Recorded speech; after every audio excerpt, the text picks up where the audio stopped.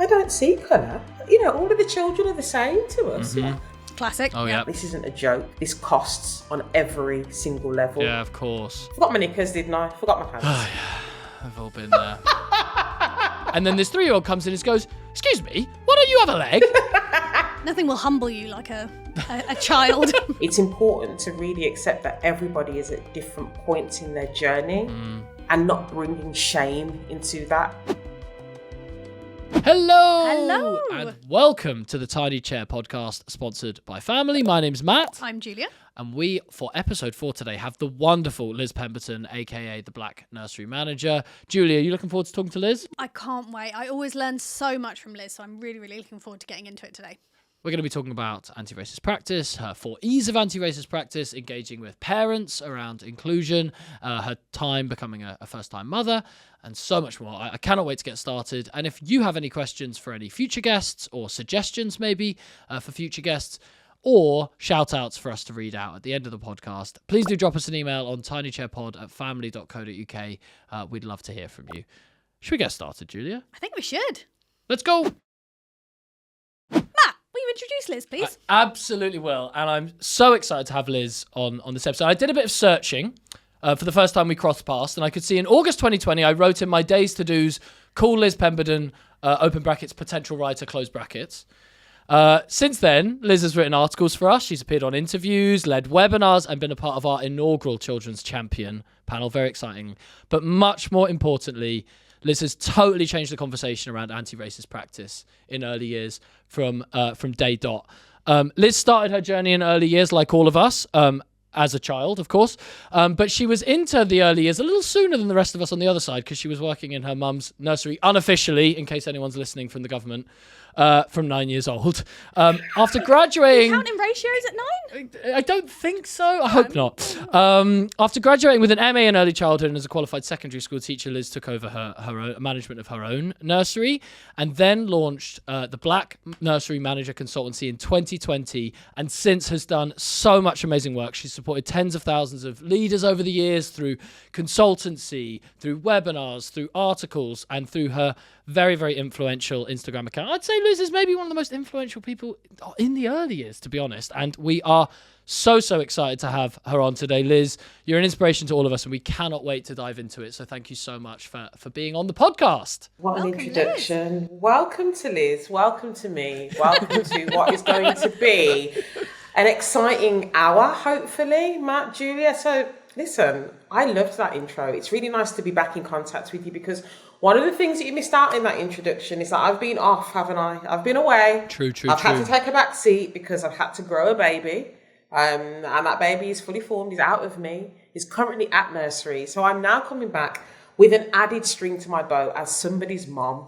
I am now a mother. That's I should have added that in the intro. That's the next journey in your early years. Ugh, it's fine. It's fine. It's okay. No. But we can edit it in post. It's fine. We'll get it in post. That's good. Julia, where are we going to start today? Yes. So I like to start our podcasts with an early years ick. Now, are you familiar with Icks, Liz? Absolutely. You know me. I'm down with the kids. I know what an ick is. Of course you do. Let's go.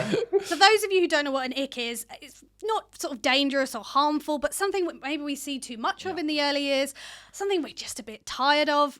That's an ick. So, Liz, I would love to hear what your early years icks are. Let's keep it on brand. My first early years ick is, I don't see colour. You know, all of the children are the same to us. I've never really thought about it. That's my first early years ick. I don't see colour. And I think it's really important to dive straight into the content of what we're going to talk about. Let's keep it very, very real. And let's go straight into the discomfort, as I often start with all of the work that I do in terms of webinars and keynotes and articles that I write. This is going to be uncomfortable. Let's just sit in it, yeah? So first of all, you need to make sure that you do see colour. Saying that you don't see colour is not an excuse to not talk about race, not talk about ethnicity, not talk about culture.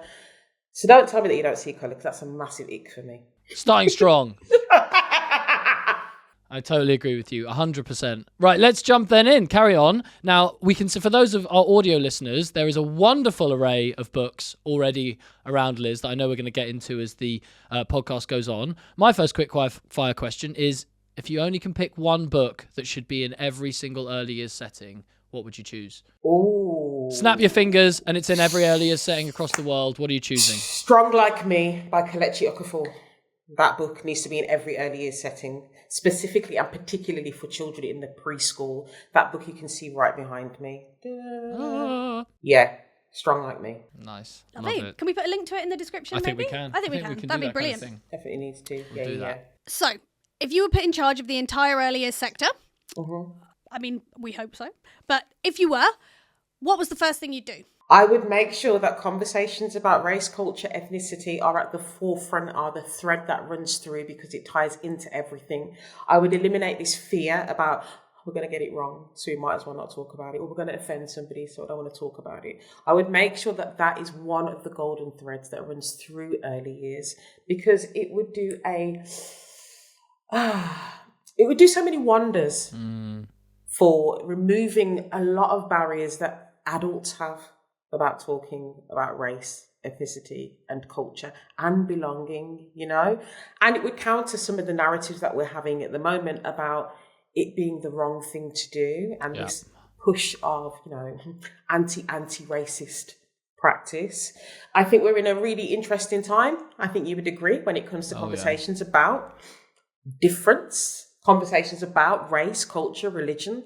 And I think it's really telling that because we're not having these conversations early on, we find ourselves in a place and a space where that conversation is being attempted to be brushed under the carpet, or the conversation is being turned on its head, should we say. So yeah, I would say that has to be a golden thread that runs through right from the start. I know I'm already going off the quick fire idea to begin with, but I mean, do you think logistically something like, for example, in England, having it as something statutory within the EYFS, that it was part of the consideration, something like that would be like logistically how we can get this way more forefront? Yeah, totally. What has happened is the conversation hasn't been centred because the voices of people who are of the global majority haven't been centred. What's happened is that we have been pushed into this space where the way in which early years frameworks have been created and then pushed into spaces and settings has been done so by one kind of voice.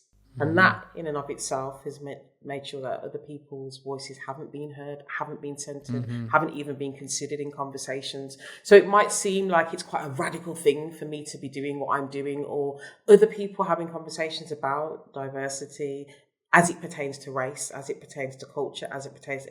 It's not radical.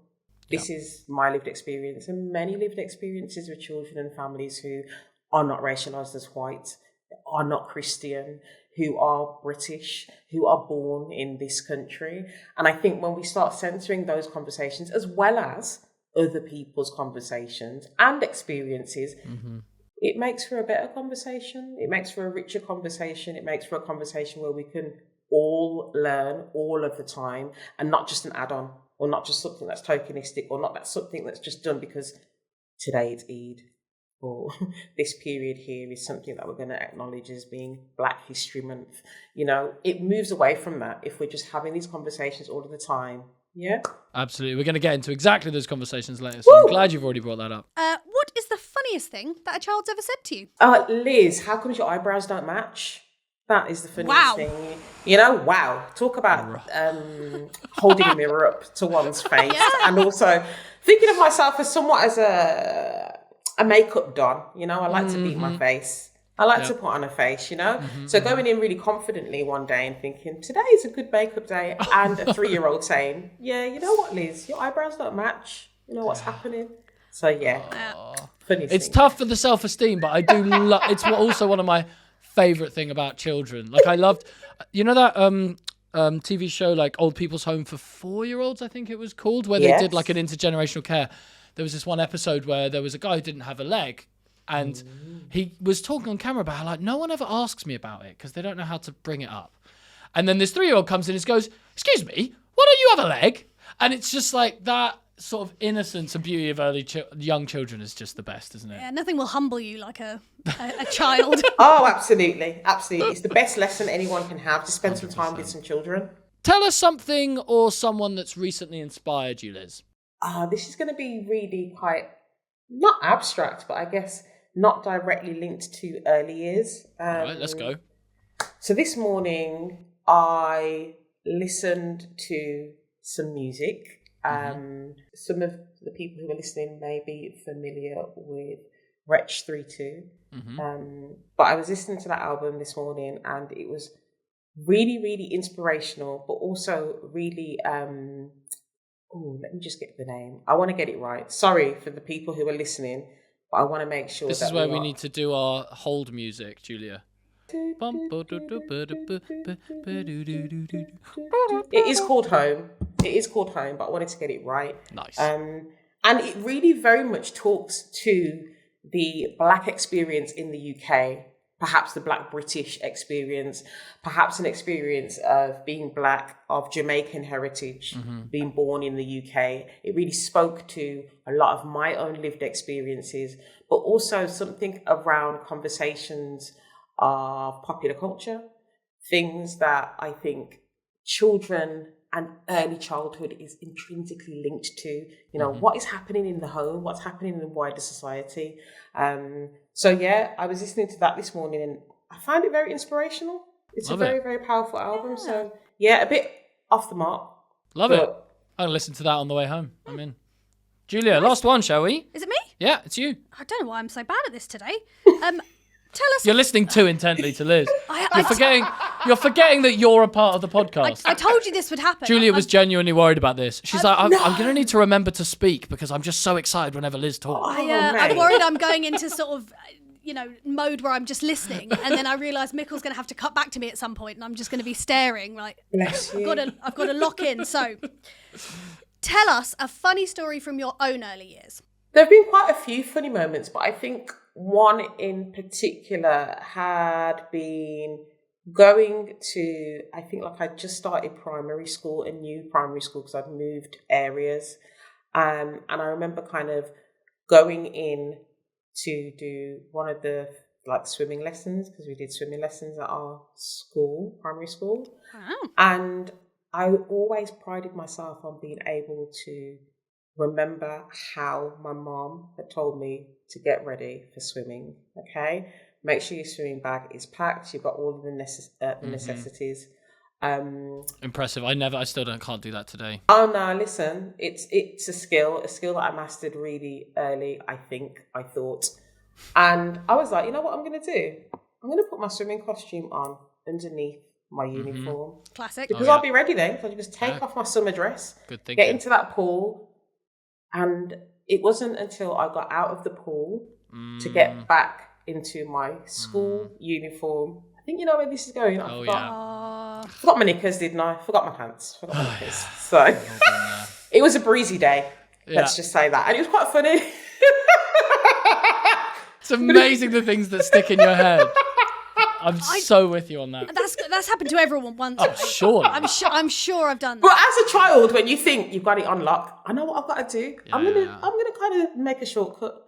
I'm gonna put a swimming costume on underneath. But yeah, forgot my knickers. You're safer in a pair of shorts or trousers as a young boy, aren't you? Yeah, Nightmare. All right, I think that's a great segue into the meat of the interview. I'm excited. Let's do it. I think where we wanted to start actually was sort of for the folks who, maybe don't know your work as much. This is the first time they're kind of like hearing you very early on, came out with the statement like, I am the Black Nursery Manager. That's the name of my presence. It's the name of my consultancy. And I know that was a very intentional choice at the time for you. Yeah. And you always are thinking about the language you're choosing. Like maybe you could talk us through a little bit about the process behind even the naming of your, for want of a better word, sort of brand, and like why you made that decision. I was so interested in the way that it became shocking when I'm naming something around racialization and the processes of racialization, and thinking about myself as a Black woman, thinking of myself as a Black early years educator, as somebody who was managing a nursery that was predominantly Black and brown.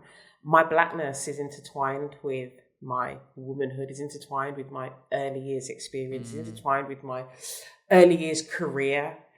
My Blackness is not something that is separate. It is who I am. It's what I bring into a space wherever I'm there, whether people want to acknowledge it or not. So I was like, let me just take this into a space where people are going to be forced to say it and reckon with it and deeply jump into the discomfort immediately.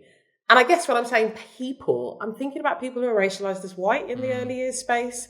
And this way of kind of politely not talking about race as a way of, like I said at the start, just saying, well, it doesn't matter, or it's not something we want to talk about. It's not something we're comfortable with talking about, therefore we're not going to say it. Well, you're going to have to say it if you introduce me. You're going to have to say it if you're talking about my work.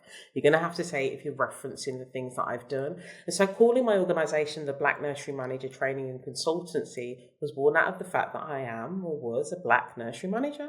And as I said, my identity is always overlapping. We are many things, all of us, and we are many things all of the time. And I think it was really important to get people who were engaging with my work, or whoever was listening or was aware of my work, to start thinking about why they might have been uncomfortable saying the word black, or why they may have not felt it was something they could say, why they felt like they needed permission perhaps, but also for people who weren't familiar with my work, I guess they had a pretty good idea as to what it was I would be doing or talking about if they're introducing me or thinking about me as the Black Nursery Manager. Sort of fighting that early years ick from day one. Let's go. Absolutely, yeah. I love that.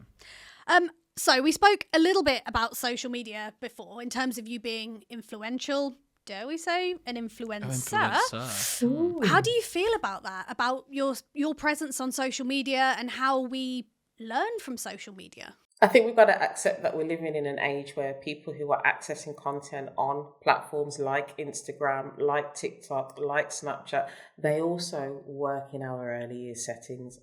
Surprise, surprise. You mean they're not just reading the New York Times and the Guardian every day? Yeah, they're not just downloading academic research papers to annotate. I think it's really important to address this thing around ageism because it exists in the early years space, right? And when I thought about creating content that people could access, the people that I wanted to access my content worked in the settings, and in their downtime, in their lunch breaks, before they went to bed, and in the morning, just like me, they were scrolling. They were looking for information. And at the time that I started the Instagram platform, we were in lockdown, right? So we were all glued to our phones, what I call the Black Square Summer of 2020, the racial reckoning. And it was something really interesting for me because a lot of white people were like, oh, right, okay, so we need to get into this conversation about race because George Floyd's been murdered by the police in the US. And it became this global thing where people were like, okay, well, where should we start? What should we do? And I was like, this is interesting because this has been all of my career. As I said, I've always been a Black woman. I've always been working in early years. I've always been Black Nursery Manager. And when I started putting out content, the way in which things snowballed, I am not naive to the fact that it was because it was the Black Square Summer of 2020. And conversation about race, Black Lives Matter particularly, and this global conversation that was happening was a great time for me to start putting content out that started people in my sector thinking about what does this mean in the early years context, and specifically what does it mean in the UK context. And so my social media presence grew because the time was right, but it also grew because I think that my content was quite confronting. It addressed something that white people in the early years space hadn't ordinarily thought of as a path that they should go down. And I was saying, this is a conversation for everybody. It's not just a conversation for Black and brown educators. It isn't just a conversation for children and families who are of the global majority. It's a conversation for white early years managers. It's a conversation for white early years practitioners. It's a conversation for white early years academics. It's a conversation for white early years lecturers and students. It's for everybody if we're really going to do this work properly. And if we're going to think about, at the time, conversations about allyship were happening, how can I be a better white person? Conversations about how we can do this work effectively were happening. So my presence on social media, it wasn't by accident, it was by design. I wanted to start continuing, I guess, that conversation in the UK context. But I wanted people to take note of this because it's a serious conversation, and it is very serious and intentional work that I'm asking everybody to do and get involved in. And of course, part of the reason why we've had such a long, relationship together and why we've got you on the podcast today is because we think your work is great. But it is interesting about social media that the problem is it's so accessible because there is no gatekeeping. Anyone can put anything on there, and I guess that's the balance, right? Is that there's people like you who, you know, in my opinion, putting great stuff out there, but there is of course also a lot of, for want of a better word, rubbish out there on social media, right? And that's, I guess, part and parcel of that danger of how accessible it is to be, you know, creating content. But it also adds to the conversation about ageism in the early years sector, and this idea, this notion of a snobbery and where people are getting their information from. And also, I think, you know, even when you'd said, Julia, dare I say, like an influencer, it's like influencer is a dirty word. And it's so interesting when we hear how language is being framed and who is framing that language and who is also framing that narrative. I am influencing people who work in the sector. That is what I intend to 100%. do. It means that I have to be in spaces where ordinarily people might not feel comfortable being. It means that I have to make sure that there is an audience engaged and listening. And it means that I'm drip feeding content, which is easy to consume because that is the age we're living in. And it is a space that people need to just accept. We're here, we're in it. That's how people are accessing information by and large. And if we're thinking about a workforce that's working with children, and we're thinking about the average age of the people that work with children, I'm so sorry to say, whether you like it or not, they want quick content. That's so true. And honestly, I think that gap, like bridging that gap between academic research and actually the people on the floor doing that work, is something that early years has never got right. Like so it's like we come across it all the time, right? You talk about how you're so honored to get to spend your time like reading a lot of this academic research, and then you're like, this is so cool, nobody knows about it. And that, like, I don't know, I think it's really important we also have like people bridging that gap as well. Totally. Right? And can you read that if you're working 7:30 till 5:30 or 7:30 till 6? Well, as you often say, that's literally your job to read that, right? And I'm that's so fortunate I have time to engage with all these things because I'm not working in settings anymore. So which seems, 100%. You know, it's all there you go. Isn't it? Back to the conversation about privilege. It all intersects, it all overlaps. Time and having time is a privilege, right? Working in a space and a place where you're on minimum wage, right? That's not a privilege. Making sure that there's information that's accessible, it's a privilege that I have. So if I'm going to really impact the minds of people that are working with young children, with babies, I'm going to use that privilege accordingly and make sure that you've got the information so it's accessible. You mentioned this a little bit in terms of the timeline of when your presence on social media began and when your consultancy began. But have the conversations that you're having when you deliver training or conversations you're having online, have those changed over the years that you've been a consultant and a trainer? Depending on when people come to my work, depending on how long people have been engaging with my work and where people have seen me speak or heard me speak or read what I have written, some of the conversation is quite stagnant. And I always try to say, right, I want to meet people where they're at, not where I want them to be. Sure. Okay. And accepting that is a real important part of this work. There are lots of things that I have read, have consumed, I've thought about very deeply. I have had conversations about with numerous people in and outside of the sector. But I also accept people coming to my work might not have had that and done that. So there are places where conversations are quite stagnant, i.e., you know, like I said, all of the children are the same. We don't see colour. Now, that as a statement or a concept, for some people, is very normal. You know, if you are in a very rural, white space in the UK, where you do not see children or families of the global majority, you do not have any black or brown children in your setting, why would you have ever had to thought about children who are not white and British? So attempting to kind of approach the conversation about anti-racism by saying, well, we don't see colour, and even if there was a child who was black, we would treat them exactly the same as all the other children that are here. So when I think about that question, I guess, Julia, I think, yeah, there are places and spaces where the conversation is quite stagnant. It hasn't changed. There are other people who come to my work who are quite involved in the conversation because either they've engaged with anti-racism and anti-racist practice in the early years or outside of the early years space, because I also don't purport to be the first person to be talking about anti-racism in the early years. I'm standing on the shoulders of giants, people who have long done this work, and also people who have paved the way for me to have these conversations in the UK. So we're thinking about a global voice. I always say that it's important. So there are people who want more. They want more than the introduction to anti-racist practice in the early years. They want to talk about colorism. They want to talk about adultification. They want to talk about the statistics about Black maternal health.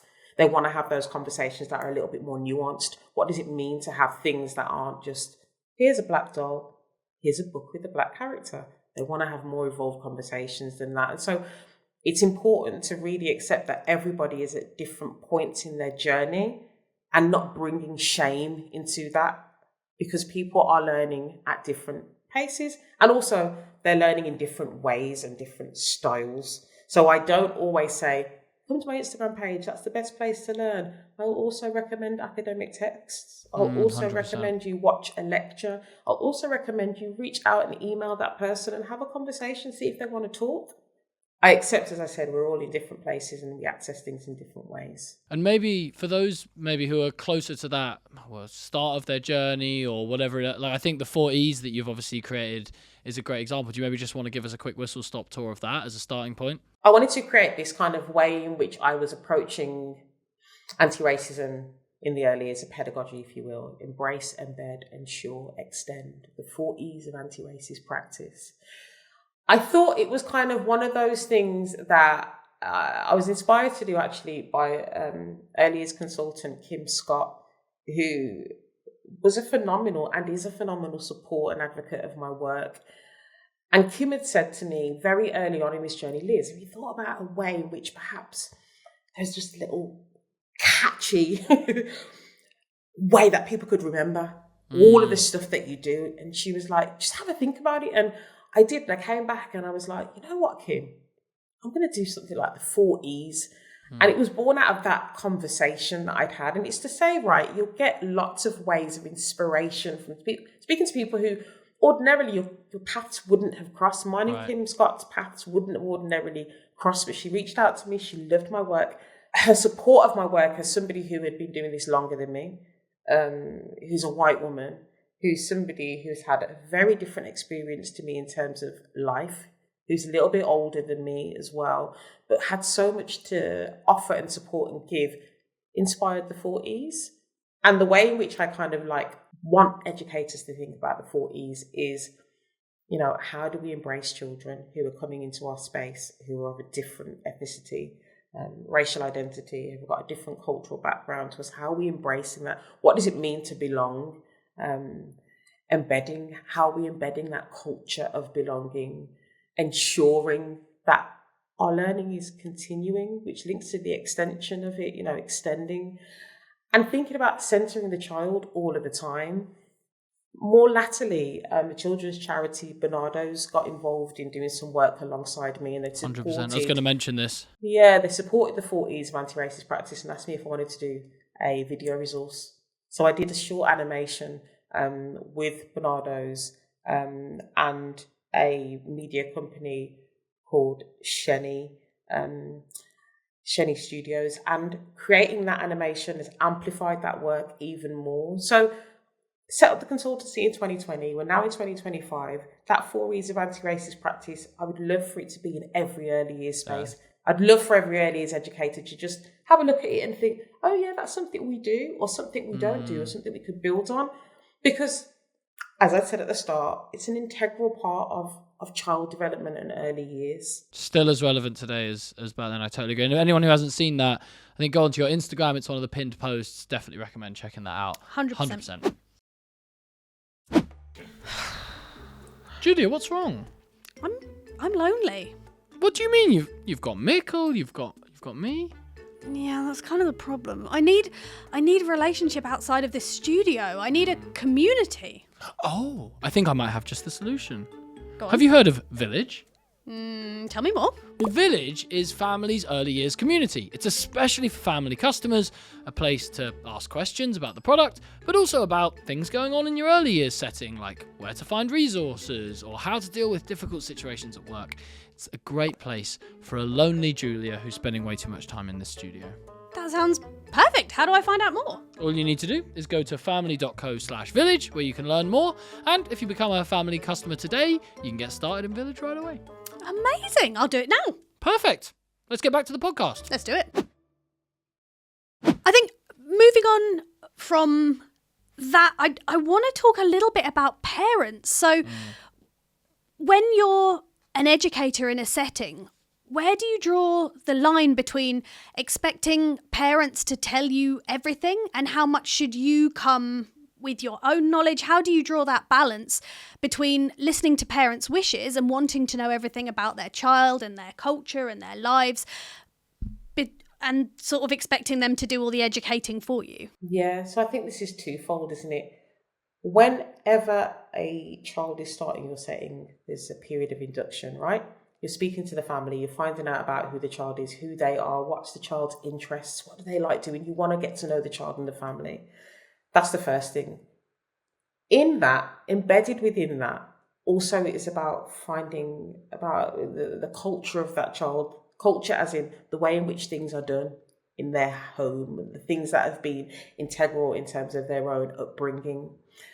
Through relationships and relationship building and developing that over a period of time, that child is in the setting, these things will come up in conversation if you're listening for them, if you are asking questions which are genuinely rooted in wanting to know that family, wanting to know that child. The other side of this, when I said it's twofold, is there can be this thing where there is a curiosity which is rooted in bad faith, right?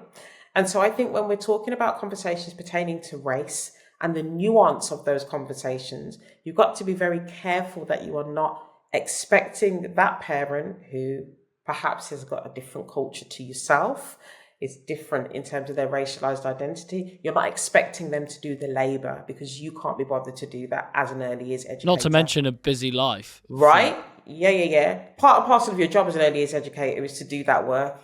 You are there to find out and create an environment which welcomes every child. So there is an expectation, I think, early years educators should have of themselves to do that work in terms of what research can I go out now and do? This is where Instagram might come in. This is where TikTok might come in. This is where Snapchat, there are ways in which people access information, YouTube, and then coming back to that parent in a way to say, you know what? I've had a look at this and I think this would be a brilliant idea, but I just want to check. There's nothing in there that's going to be offensive. There's nothing wrong with asking that. It's important to ask that. Yeah. Like create the space for that difficult conversation and express your willingness to have the uncomfortable conversation, right? Right. And also don't be afraid to be corrected. Like very early on, Matt, me and you started talking. We were very open. We were very honest from the jump. It's one of the things I'd said to you, before we started recording, but I've said to you many a time, that's what lends you to me and me to you. Fostering an environment of openness and also not being offended. If I'm saying to you, Matt, I don't think that was the right direction, I think you perhaps should have looked at it like this, and you saying, Liz, what do you think? This might be a wild thing to ask, but, we were having those conversations from the jump, very, very early on, but it meant there was a culture of us feeling safe enough to do that with one another. We established that really quickly. Yeah. And last time we spoke, Julia, I'd said, get my number from Matt. If there's anything you want to talk to me about, talk to me. Do you know what I mean? Appreciate it's really that. important. Yeah. So a culture of openness, a culture of belonging. Totally. And we go on. Oh, so polite. No, I was going to say that leads me beautifully on to talking a bit about decentering, because you mentioned there about putting yourself in a position of discomfort or in a position where you are ready to be corrected or 100%. Or told that like you said, something might not be the right way to go. Can you say a bit more about decentering and why it matters? We've got to really acknowledge, first of all, certain voices have always been centered in early years. And by certain voices, I don't mean people per se. I mean narratives that are spun. And also ways in which we do things and ways in which we think about early childhood. And the narrative that has been centered is one that is white, a narrative of many people and early years educators and theorists whose work I am not belittling, but many of them are dead. And also, they are largely European. Funnily, very similar to what Alice said. Actually, Yeah. 100%. 100%. And so this is what I'm saying. There is many similarities between the work that I do and Alice and many early years educators who, on the face of it, we don't look the same. We don't have the same lived experiences. I'm using Alice as an example because, Alice is Scottish. I am English. Alice is white. I am black. But the experiences that we've had in terms of learning from each other, there's somewhere where we meet in the middle of our understanding. Decentering means to acknowledge there has to be some critical thought in the information that we've been receiving as early years educators. There has to be some questioning. The way in which children are curious, I want early years educators to be curious too. I want them to also ask why. Why are we only thinking about Montessori? Why are we only thinking about Piaget? Why are we only thinking about Bowlby? What other theories, what other global voices are we not listening to when it comes to thinking about pedagogy, when it comes to thinking about child development? If we acknowledge we live in a multicultural, multiracial, multilingual society, we live in a space and a place that's getting smaller and smaller because of social media. We know now what people are thinking in Austria. We know what people are thinking in West Africa. We know what people are thinking in, the Caribbean and in South America. We know because we can see it. We just have to go on our phone. Yeah. But where are the early childhood thinkers? Where and how are they shaping the work that we are doing, as well as the Montessoris, as well as the Bowlby? So it's not to say, if you're white and you're dead, we don't want to hear you. We don't want to understand why you're saying what you're saying. We want to also acknowledge that this is a generation, Generation Alpha. This is a new generation, right? Yeah. What's happening for them? Who are we listening to and who is informing what's going on? Because trust me, smartphones weren't around when Montessori was doing her thing. You mean that Piaget doesn't have a theory of social media? What? Yes. And also like Bowlby didn't know what an ick was. No, right? So we've got to really be thinking, yeah. I've never seen Vygotsky do a blind ranking. Right. Damn it. On the subject of, it's time for our mid-conversation break. And I will be honest, Liz, we've gone a bit left field with this one. We have. I hope you're ready. So, we know that you were, or are, maybe still, a bit of a theatre kid. Ooh. Now, maybe not everyone knows that, but come from the world of the stage. It's no surprising. Is it a surprise? Speak, to be fair. Well, despite Matt and I being famously dramatic, we are not theatre kids. So we are asking you to blind rank Broadway shows. However, I think maybe I've seen one of these. I don't know about you. I don't think so. I so hope you are into these lists. Yeah, I hope you know them better than I do. So, are you ready to? I'm ready to record the ranking. Okay, so the first one is, excuse my accent, Les Miserables. This is gonna go even more left than you first imagined, right? So ready. So listen, Broadway, yeah, but also no, like Matt's face is like not a Broadway fan. No, not massively. I'm going to be really honest with you. And it really kind of ties into this thing, isn't it, around like narratives and ways of thinking and doing when we're looking at theatre and theatre. What does it mean to be a theatre kid? Yeah. Interesting. So, yeah. Let's turn this on its head even more. Am I interested in Broadway? So not particularly. Have I seen a lot of Broadway? No. Am I interested in the dramatics and the theatre and the way in which the expression of oneself comes through artistic ways of doing and thinking? When I'm delivering my webinars, yeah. When I do a keynote, yeah. When I'm bringing the drama all the time, that's me. 100%. I think really, my theatre background, my drama background, me being at, I'm going to give a shout out to Central Junior Television Workshop. Being in the Central Junior Television Workshop was really grounding for me in terms of helping me to express in many ways. So when I say I'm a theatre kid, yeah, I did a whole load of plays at, Birmingham Repertory Theatre and that places. I did a lot of TV. You might You might be able to Google me if you knew my maiden Did you? name. Ooh. I did. Gosh, But if you don't know my She maiden was a name, you'll TV never star. know. You'll never know. But I would say, in terms of like that, theatre as a grounding space for me is essential in this work that I do now. So yeah, to throw your Broadway questions out the window. Out the window. Maybe we're more theatre than we thought then. You are? think so. Maybe. Yeah. Maybe you're more theatre than me. Who knows? Was there any of the Imagine. work that you did growing up, any plays that did mean a lot to you, that you do really are something that really resonates with you still today? I did a playwright called Once on This Island. And if you're listening, I want you to Google Once on This Island. And I played a character called Little Timoon. Okay. And it was really interesting. It was a tale set in the Caribbean. It was a tale of spirituality. It was a tale of lots of song and dance. And it was a show, and is a show I think is still running. It's still running. I did this show when I was probably like 12. I think it might even be on Broadway, or might have been on Broadway.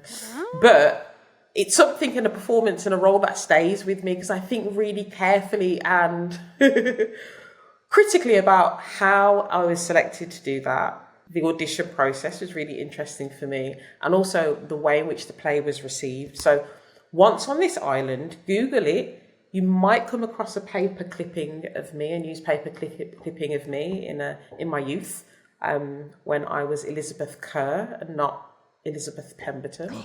Now we know. Now we there know you what go. to Now Google. you know. Now we know what to look in IMDb. Do you know what? You also might come across a clipping of me playing drums for a production of Once on This Island. So there you go. Wow. Bit of a theatre kid myself. Theatre kid. You see, connections all the way. Backstage.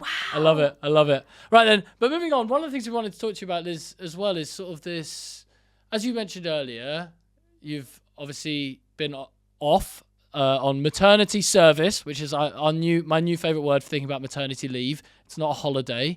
You are doing work. And I guess it's really interesting to hear maybe how that's changed things for you. You know, as your little one is in nursery now for the first time, a space that you've obviously inhabited as a professional for so long.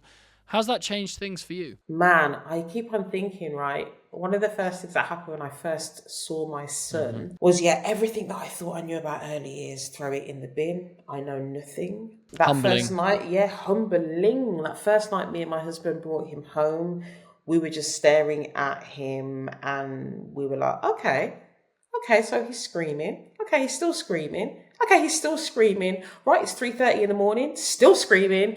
And my husband was like, well, what should we do? And I was like, well, I don't know what to do.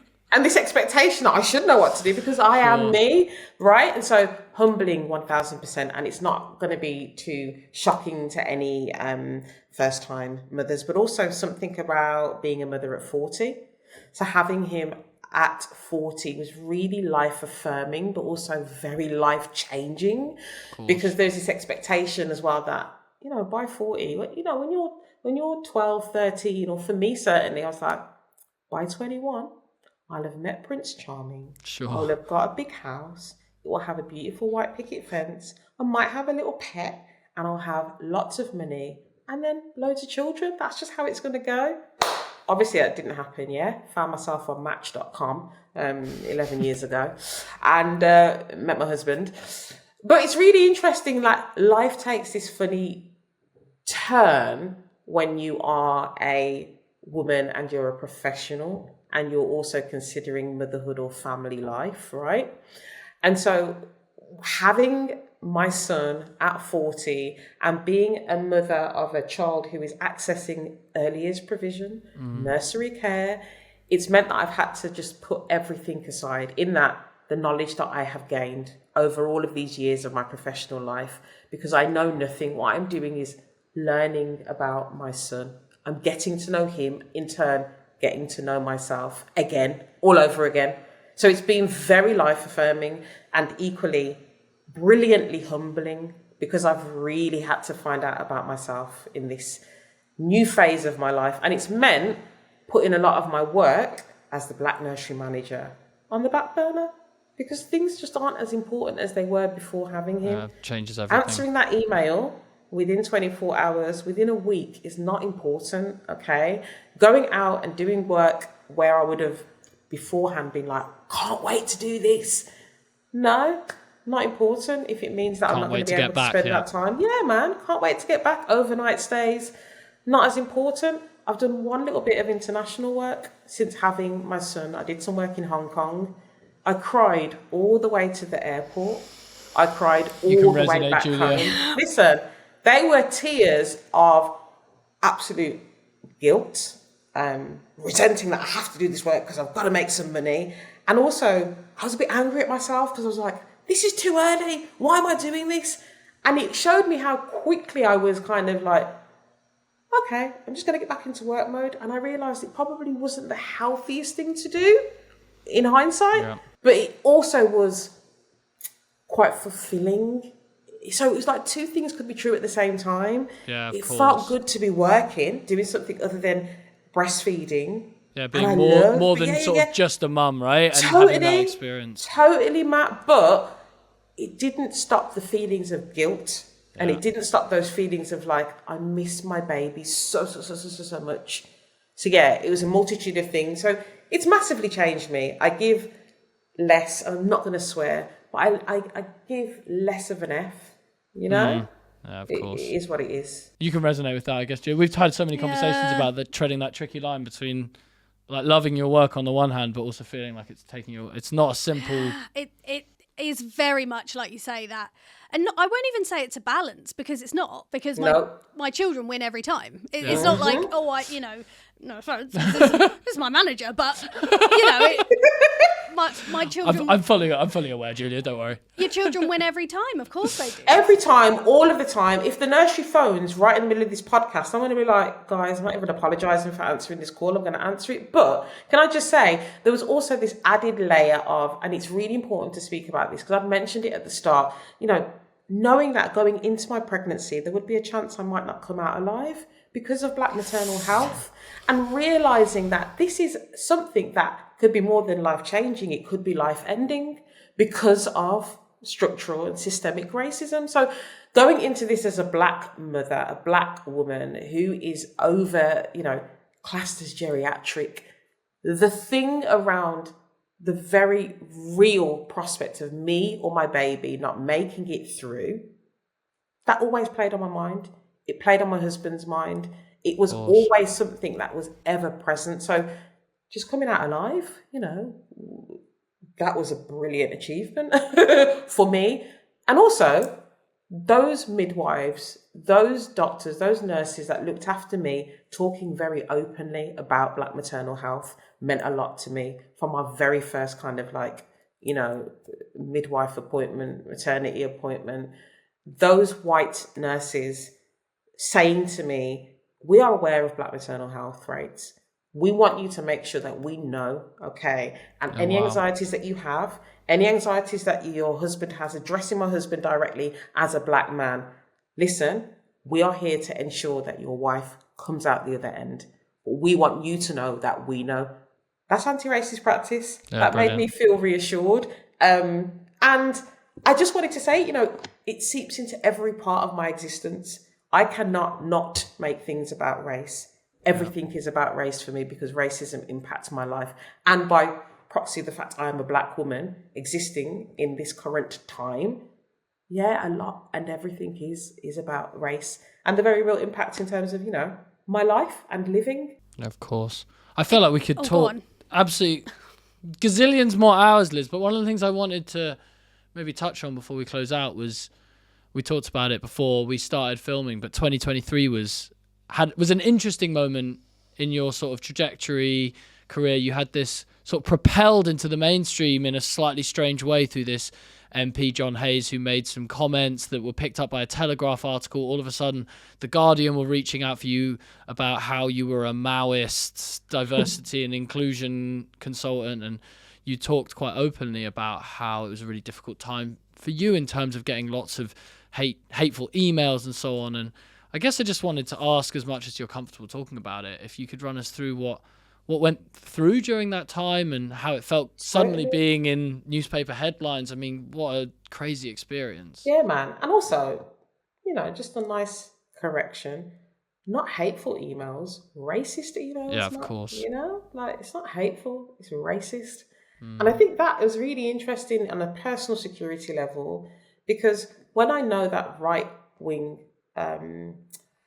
media outlets have got my name and my photograph, little old me from Birmingham, just doing a few webinars, talking to a few nurseries, being propelled into this space where the Spectator, the Telegraph spiked online, are writing about me in a deeply racist way, are ensuring that people who engage with their content also are going to have access to the work that I'm doing, as if I am harming children, spinning a narrative which causes me to be on even more of a high alert, because I'm not naive in this, right? I know that the work that I do is more than me just coming out and just delivering a webinar, right? I know, and this is why I'm saying I cannot escape this being political. My blackness is political. Me doing this work is political, right? I cannot remove politics from this. That this work attracts right-wing people and outlets and the media. That this work riles members of parliament and local councillors. That this work means putting my head above the parapet, putting my head out here. I'm looking to get shut down in more ways than one. One of the things that was really kind of heartwarming, and I have to say this, was the way that the early years sector rolled out for me.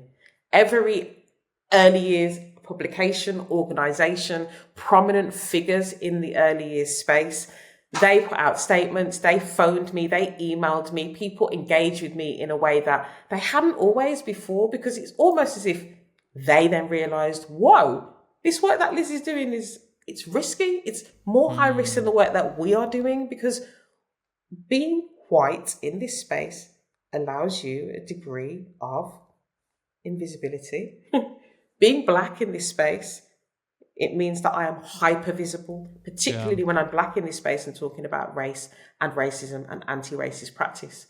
So when the Telegraph ran an article on me, and the journalist had emailed me, I think like 2 days before the article was going to go out with this right to reply.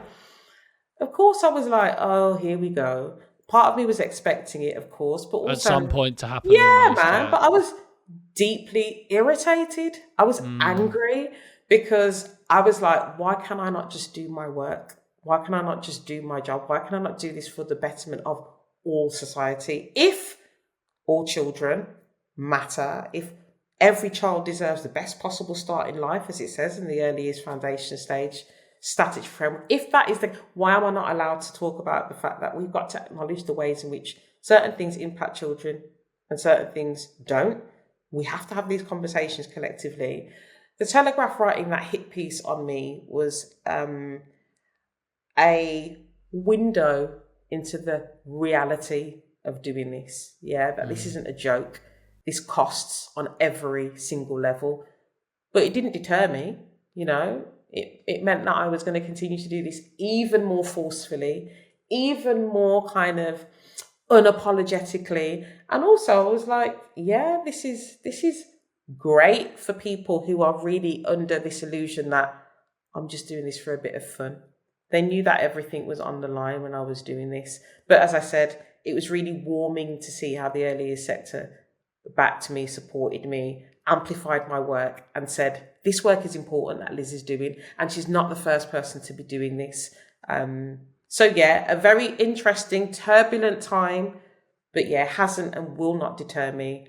And it doesn't matter which MP is asking for my work to be defunded. I'm going to continue to do what this is intended to do, and that is to make sure people are having these conversations that lead to positive action. All power to you, Liz. That was thank you for taking time to talk to us on that, because I know it must have been a difficult time, but I love how you've also spun the, I guess, positive in some ways out of it in the end. That's your approach to everything, and we love it. Gotta be, definitely. Julia, did you have anything you wanted to close it out with? That is a great question. we do have a final question. That's right. Is there something that you're reading or engaging with right now that's supporting you to learn something new or changing your opinion on something? It leads me to these beautiful books behind me. What I'm reading more children's books, right? Why? Why? I am really interested to see what is in the libraries of people's homes, early year settings, nurseries, like the one that my son attends, and really challenging some of those notions of, we've got hammed a surprise, so that's enough. I'm like, come on, it's 2025. It's not 1989. Let's keep it moving. And I've been reading lots of children's books. I am a patron for the Inclusive Books for Children awards, the IBC. And the Inclusive Books for Children really advocates the need and necessity for books that represent a wide range of children's experiences and a wide range of cultures, of ethnicities, of racialized identities, of religious and non-religious identities. So the books that are behind me are the books that I've been really empowered by, I should say. And I want to just take one down. Yeah, for the audio. Yes, please. But also for the audio. audio listeners, give us a bit of a read through of what we've got. I knew this was going to happen. So Yeah, I'm impressed. It was always going to happen. I talked about Strong Like Me, right, by Kelechi Okafor. Strong Like Me is a really powerful book that centers a dark-skinned black girl being all-encompassing in terms of the way that she presents, the way that she represents, the way that she is empathetic and kind, but still embodies this notion of what it means to be a child, a little girl, and wanting to strive for all of the brilliant things. Centering a dark-skinned black girl in this book is really, really important. And it's a book that I recommend every early year setting has. And then another book that has been really beautiful, a book by Hannah Mushabek called Homeland, My Father Dreams of Palestine. Phenomenal, beautiful children's book. And it's another one that I would highly recommend, is in every early year setting. I think there is something about a sense of home and belonging and history and culture, which is lacking in a lot of early years libraries. And we've got to grapple with the fact that these are the conversations we should be having. What does it feel like to be a dark-skinned black girl? What does it feel like to have a homeland that was, somewhere that you are no longer living in? What does it mean to transcend a home and feel like you belong somewhere else whilst missing the place that you were born? And so those two books, as well as, for the people who are listening, some of the books have fallen off, as well as the books that I have here, The Many Colours of Harpreet Singh, Bathe the Cat, Democratic Republic of Congo, and my first Jewish baby book. Beautiful, beautiful books. I really engage with children's literature because I want to see what messages are being given to children now in 2025, and also what messages we should be giving to children now in 2025 about who they are and who other people are in the world. Wonderful. And we'll make sure to get a list of all those books that you've got behind you and put them in the description for those people listening. And maybe one for our own shopping list, I think, Julia. Oh, definitely, yeah. I think so. We can add a couple to basket, I think. But Liz, before we close out, I want to, maybe just if you can let us know a little bit about what you're up to at the moment, what you're excited about, where people can engage with your work, where people can go and follow you. Find you. We'll be coming out in a week from today, so don't mention anything that's happening like on Friday because it'll be too late. You might be just in time to get onto this webinar that I'm going to be doing on the 15th of May, which is an introduction to anti-racist practice. So meeting people where they're at, not where I want them to be necessarily. Fantastic. But if you're new to this, you're hearing me for the first time, you've never engaged in my work before, I definitely recommend you signing up to my webinar on the 15th of May, which is a refresher, if you like, but also I'll be giving you a bit of an introduction to anti-racist practice. You can get tickets for that from my website, www.theblacknurserymanager.com. I'm also doing a webinar on the 20th of May for an early years organisation in Gloucestershire called PATA, and that is looking again at an introduction to anti-racist practice. It's a bit earlier in the daytime. My webinar's in the evening because I'm thinking about early years educators, nursery practitioners who are finishing nursery at perhaps 5:30, 6 o'clock. That webinar starts at 6:30. The webinar that I'm doing for PATA starts a little bit earlier in the day. So those of you who are working in schools, finish school at 3:15. That webinar starts at 3:30. And you can get tickets for that webinar for PATA from PATA's website, PATA. Look at that on Google and get tickets from their so they're the two things that are coming up that I think people should get involved with, especially if they're hearing me for the first time today. And if it is the first time you're hearing from me today, why? What's going on? Where have you been? Where have you been? Where have you been? Love it. And of course, as ever, check out Black Nursery Manager on Instagram, Liz Pemberton. You'll find loads of inspiration there. We were inspired recently by a few of the bits and pieces you've been sharing about 100%. sand hats and forest schools and all sorts of interesting stuff that we didn't even get into today. But go on Instagram and join the conversation. Liz, thank you so much for joining us and spending your afternoon with us. And we'll catch you very, very soon. Thanks for having me, guys. It's been amazing, as always. Bye. Bye. Wowzers, trousers. What a podcast that was, Julia. How did you think it went with Liz? Gosh, she's amazing, isn't she? I worry actually a little bit that we were listening a little bit too intently. Worried for those video viewers, just got ominous faces. Just staring at us, staring at her. But we've got things to work on. Every day's a school day, you know. It's true. It's true. But we do have a wonderful shout out that we want to finish off this week's episode for. Julia, do you want to take the reins? I absolutely will. So congratulations are in order. So Tamara Marashi has been in touch. She's the owner of the Smiley Stars Nurseries, and she says, right, I'm going to read the card here. I'm so proud of my team for embracing the new training and already bringing it into their everyday practice. We've been exploring a new approach to our practice, which is the Awe and Wonder with the MBK team, and diving into Volume 1 with curiosity, child's well-being, connection, critical thinking, communication and creativity. It's a lot of C's. With tiny podcast guest Alice Sharp. Oh, the very same. Absolutely. And I have to say, she says, the transformation has been incredible. The learning taking place is amazing. The children are deeply engaged. They're curious. They're full of joy. The whole atmosphere feels calmer, more focused and full of positive energy. So well done. Love that. To the Smiley Stars Nurseries team. Thanks for getting in touch, Tamara. And if you would like your shout out to be read at the end of next week's show, just drop us an email on tinychairpod@family.co.uk. We would love to hear from you. And while I'm asking for things, if you've got to this point, we would absolutely love a review. Please drop us some stars, preferably 5, on your favourite podcast platform so that it really does help other people to find us. And with that, we'll see you next time. Thank you, Julia. Thank you, Matt. Thank you, Mickle. Thank you, Mickle. See you next time.